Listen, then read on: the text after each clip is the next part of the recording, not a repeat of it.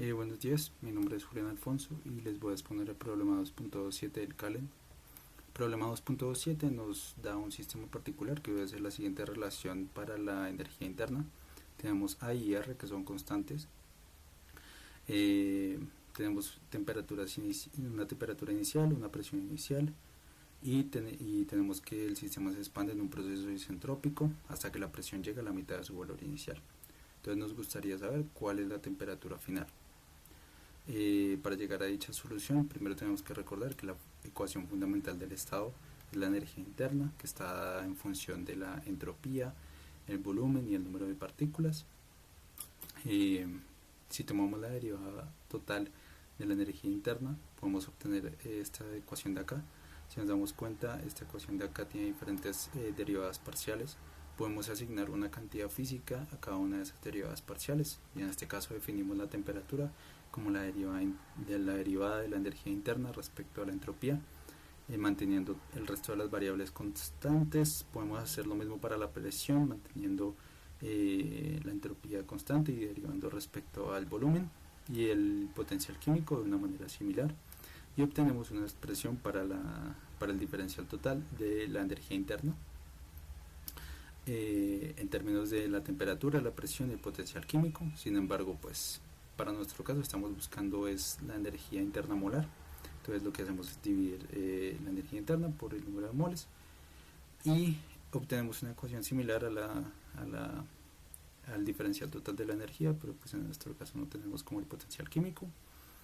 Y podemos relacionar cada una de las derivadas parciales en cada uno de los términos con una cantidad física, que en este caso va a ser la temperatura y la presión, y ya teniendo esa relación entre las cantidades físicas y las derivadas parciales de la energía interna molar, podemos proceder a hallar la temperatura. En nuestro caso, pues la temperatura va a ser igual a la derivada parcial de la energía interna molar con respecto a la entropía molar, manteniendo el volumen molar constante, y obtenemos esta ecuación de acá. Hacemos lo mismo para la presión y diferenciando pues obtenemos esta expresión de acá. Y lo importante de entender en este sistema es que es una expansión isentrópica, por lo tanto la entropía permanece constante durante toda la expansión, y entonces podemos agrupar ciertos términos que son constantes, como por ejemplo la cantidad A, la cantidad R, y pues como la entropía es constante, pues también lo tomamos, lo podemos como sacar o agrupar con las otras constantes. Y en este caso pues yo escogí la letra S sub 0. Esto no quiere decir que esta cantidad tenga unidades de entropía, pero pues simplemente le puse S sub 0 como para que fuera más consistente.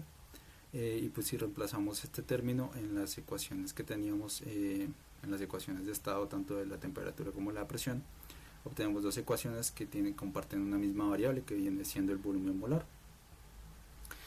Y podemos despejar el volumen molar en cualquiera de las ecuaciones y reemplazarla en la que no despejamos y encontrar una relación entre presión y temperatura. En este caso yo tomé la ecuación de la presión y despejé el volumen molar y lo sustituí en la temperatura, en la ecuación de la temperatura, y me dio este resultado acá. Si nos damos cuenta, este término de acá es enteramente constante, por lo tanto podemos decir de que la temperatura y la presión a la 2/3 es proporcional. Y si vimos la presión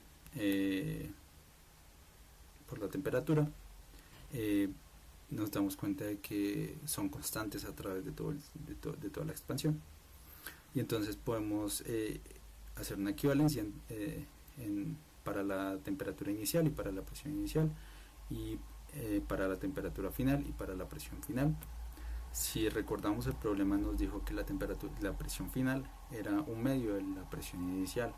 Entonces simplemente podemos tomar ese dático, lo podemos meter en la expresión de la temperatura final, y nos va a dar de que la temperatura final es un medio a la 2/3 de la temperatura por la temperatura inicial, que aproximadamente nos da que la temperatura final es 0.3 por la temperatura inicial, y así pues encontramos la temperatura final para ese proceso isentrópico.